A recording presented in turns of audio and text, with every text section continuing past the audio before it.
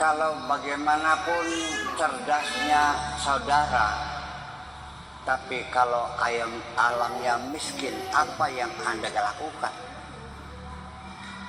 Tetapi seperti Indonesia yang alamnya alamnya kaya raya, segala macam tambang ada, suburnya bukan main, kayu saja ditancap bisa tumbuh di sini. Tapi otaknya bodoh, jadi rezeki enggak. Ya, tetapi sebaliknya, ketika orang punya otak, sekalipun alamnya miskin, mereka bisa makan dan bisa unggul. Tetapi alamnya kaya raya, otaknya goblok, dia melarat.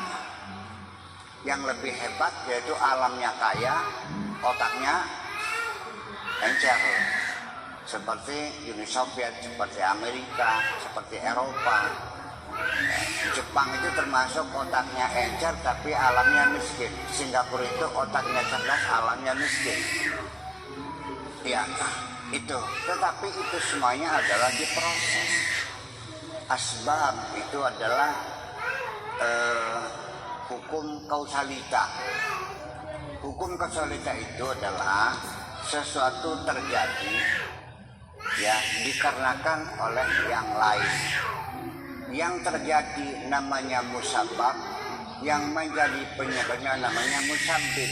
Hubungan keduanya adalah sabab. Ini kita bicara demikian ini artinya bahwa dalam kehidupan sehari-hari mari kita pertanyakan, apa betul peribahasa yang mengatakan kalau pengen kaya ya harus bekerja keras? Pernah dengar nggak? Kalau pengen pinter ya harus belajar, betul gitu. Kalau pengen sembuh ya harus berobat, betul. Sekarang apakah setelah orang itu bekerja keras lalu pasti kaya? Nah, lalu apakah orang yang hidupnya santai-santai saja itu miskin? Oke, kita balik sekarang. Ada enggak orang yang bekerja keras tetap miskin? Ada. Ada enggak orang yang santai-santai saja tapi kaya? Jadi ada hubungannya kekayaan dengan kerja keras? Ada hubungannya enggak? Ada hubungannya enggak? Kalau ya ada, akan saya tuntut nih. Kenapa tukang nyekop pasir di kertas maya yang berkeringat seharian, kenapa nggak ada yang kaya? Kenapa Tommy nggak kerja apa-apa dia kaya?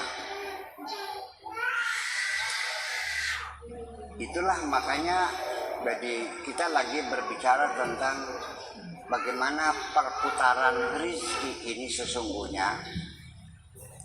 Kalau kita kembali merujuk kepada teks-teks agama, maka bunyinya seperti ini: Innallaha yabsutu rizqa li'ibadihi man yasha wa yaqdir. Bahwa Allah itu membagikan rizkinya kepada siapa saja yang dikehendakinya dan ditakar.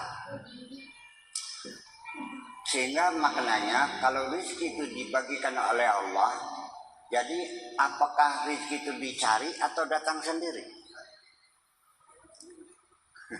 Nah inilah nanti sebelum kita masuk kepada inti makalah ini, kita mesti mempertanyakan.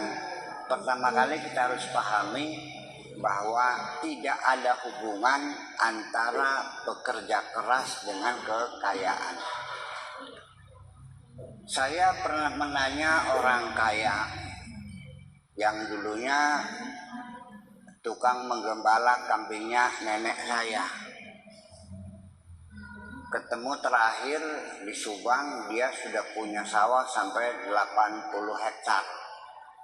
Dari penggembala kambing sampai jadi juragan, kan sesuatu yang mengagumkan. Dan ketika saya tanya, ceritanya bagaimana kamu bisa jadi kaya? Jawabannya begini, bahwa saya ini, harta saya ini bukan hasil korupsi. bukan dari warisan, benar-benar dari perjuangan saya. 20 tahun lamanya saya makan sampai pakai endas petek saja. Bertahun-tahun saya jam 2 malam pergi ke sawah. Dari mulai menggembala kambing, menggembala sapi, beli sawah, bikin rumah. 20 tahun perjuangan pahit getir. Pokoknya saya hasilkan harta ini dengan cara peras keringat, banting tulang. Endas tadi sikil, sikil tadi awan, tadi bengi, bengi tadi awan. Itu jawabannya. Masuk akal enggak?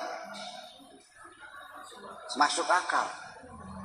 Nah, sekarang kalau ya itu masuk akal, saya bertanya, apakah orang yang kaya itu dengan peras keringat banting tulang lalu kaya? Sehingga yang pertanyaan, apa ada hubungannya kekayaannya dengan keringatnya itu? Ternyata sini kita tertipu, pikiran kita tertipu. Ternyata tidak ada hubungannya. Bapak, ibu-ibu jadi guru, ya kan? Ada nggak anak yang sekolahnya main-main saja tapi pinter? Ada nggak murid yang rajin tapi goblok angger?